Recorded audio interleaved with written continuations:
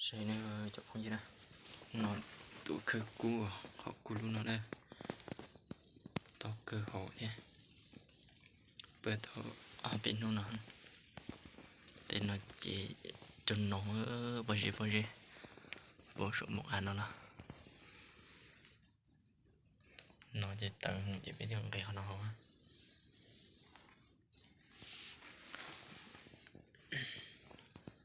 cấp bốn nó thôi. Tao sắp lời đi nè,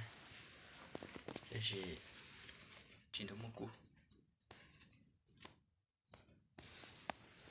từ sản nó bị cơ cũ dệt tua nè, tao nó bị cơ cũ nè, ta tập bơi đi nó, tại rồi đi đó, cơ cũ chỉ cơ đi nó thôi.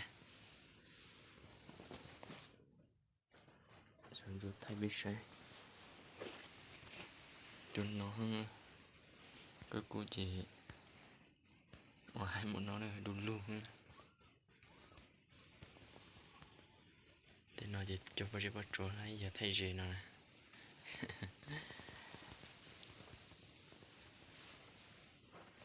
Cái nó hộ rồi trong cái họ hổ rồi lên tiếng thế chứ nó chỉ nó đánh sẵn chị luôn đi tập to nó hồi tiếp xin nặng như này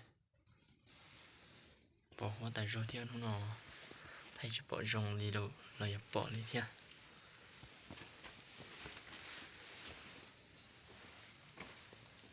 bỏ hoa tiếp theo chỉ bỏ con đã tên đã đi bỏ gì thế nó bỏ hoa tiếp theo nó chỉ thẳng tôi chỉ bỏ đi nè cái theo là một chế đó đó bỏ hoa hẳn